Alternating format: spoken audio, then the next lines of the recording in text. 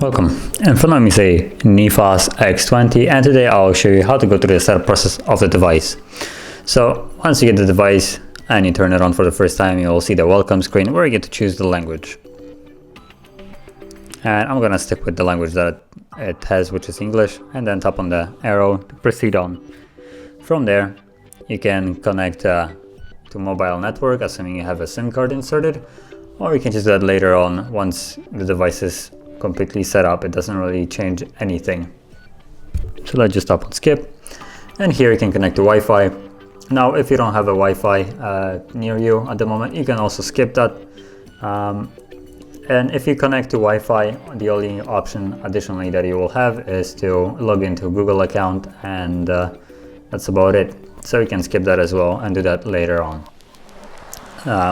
Basically, primarily everything in the setup screen can be achieved later on in the phone itself. It's just a little bit more hidden, I guess. It's in the settings in different categories.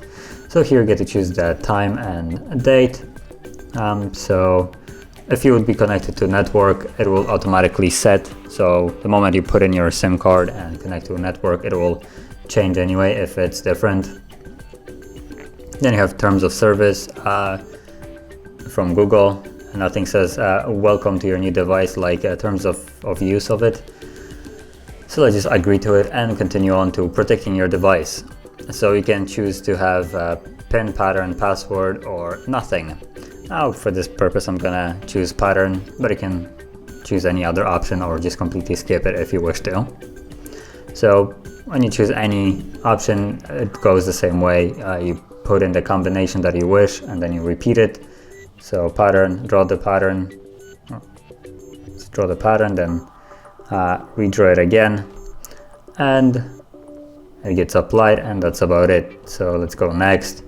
You can also add a fingerprint, and I'm gonna skip that for now, but basically it goes the same way.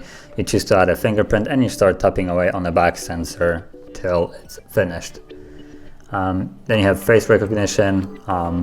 This will work a little bit differently. It just turns on the front camera and tells you to move your face around, or just probably not even move your face, but just captures it and remembers the characteristics of it, so you can later on unlock it by just looking at it like so. So, okay, cool. Then you get the terms of service.